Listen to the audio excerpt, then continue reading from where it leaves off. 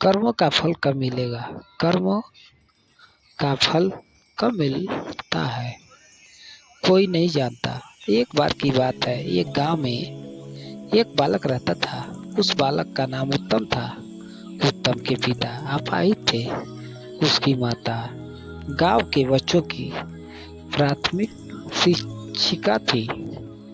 वे अपना घर भी संभालती एवं गांव के बच्चों को भी पढ़ाती। उत्तम अब बड़ा हो रहा था। वह इतना समझने लगा था कि घर का सारा बोझ उसकी माता पर ही है। वह अपनी माता के बोझ को बांटना चाहता था। वह अपना माता के गृह कार्य में उसकी मदद करता था। अब वह बड़ा हो चुका था, इसलिए पास के गुरुकुल में पढ़ने जाया करता था।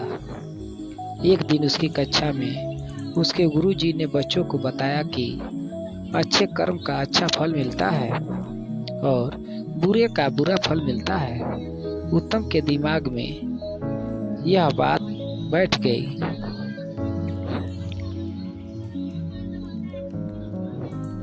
उसने अपनी माता से पूछा, माँ, क्या सच में अच्छे कर्मों का फल अच्छा फल और बुरे कर्मों का बुरा फल मिलता है? माँ ने उत्तर देते हुए कहा, हाँ बेटा। फिर उत्तम ने पूछा, माँ, तो हम लोग तो सदैव अच्छे कर्म करते हैं, हमें फल कब मिलेगा? कितना समय लगता है अच्छे कर्मों का फल मिलने में?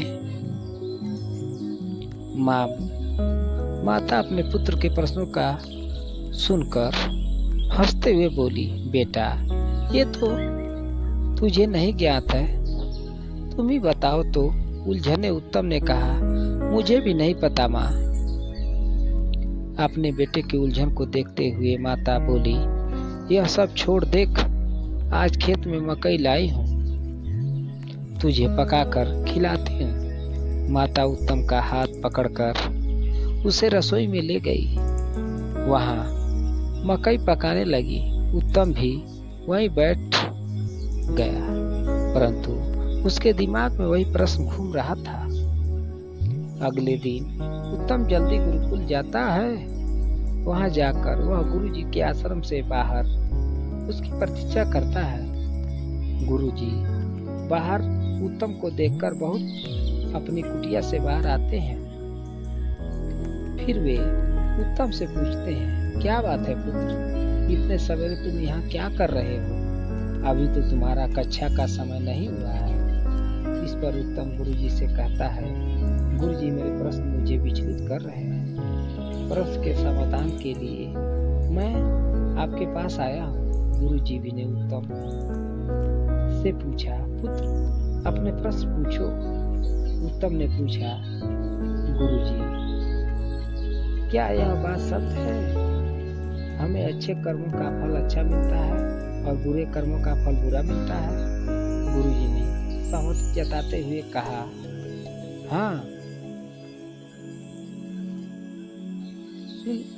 सुनते ही उपरांत उत्तम ने दूसरा प्रश्न पूछा, गुरुजी, अच्छे कर्म का फल कितने दिन में मिलता है?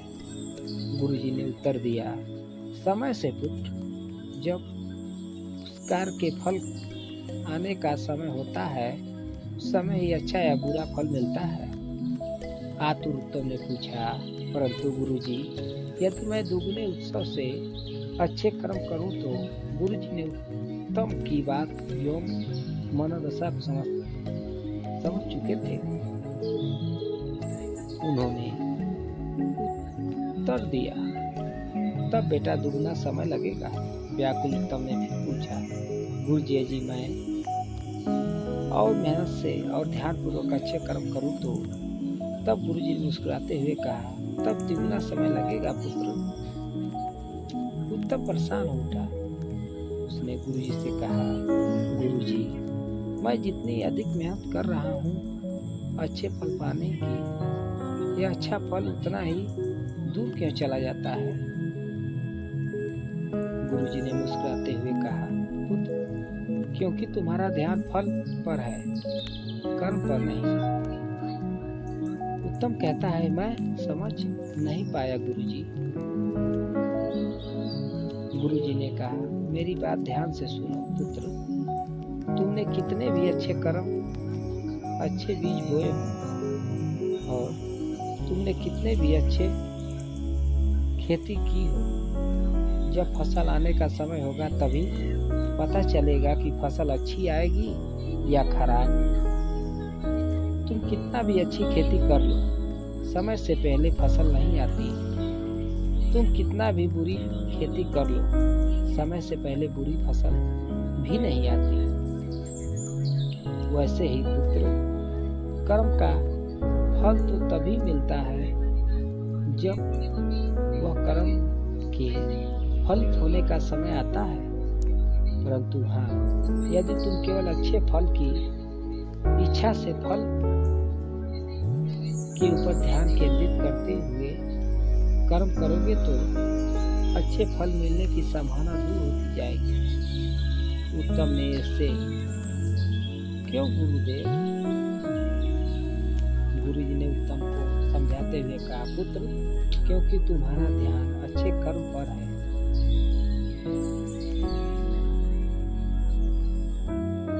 फिर भी तुम अच्छे कर्म अच्छे से कैसे करोगे?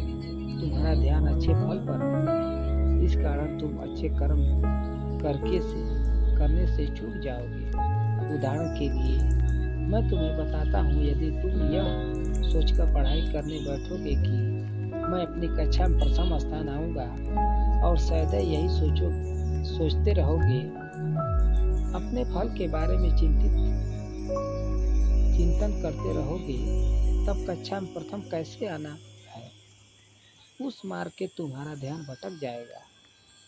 तुम स्वयं बुनने लगोगे और कर्म उधर रह जाएंगे। इस प्रकार अच्छा फल तुम्हारे दूर चला जाएगा। प्राप्त लोगों के साथ यही होता है। वे अच्छे फल के लिए अच्छा कर्म करना चाहते हैं, परंतु अच्छा कर्म अच्छे से नहीं करते। गुरु जी आगे कहते हैं, अच्छे फल के चिंतन से ज़्यादा आवश्यक अच्छे कर्म का ज्ञान है।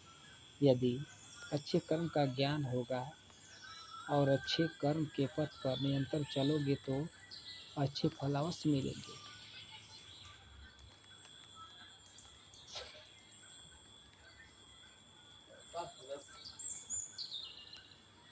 इसमें कोई दो राय नहीं है। यदि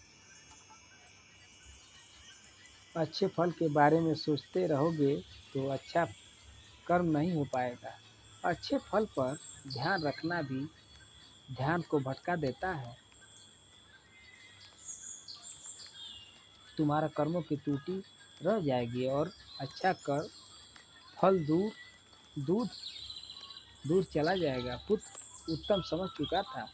अब अपने अच्छे कर्मों के लिए अच्छे पथ का निर्माण कर उसने निरंतर चलना है। यदि अच्छे कर्म का रास्ता है, अच्छे फल के बारे में सोचना मूर्खता है। वह हमें अवश्य पथ पर भटका देता है।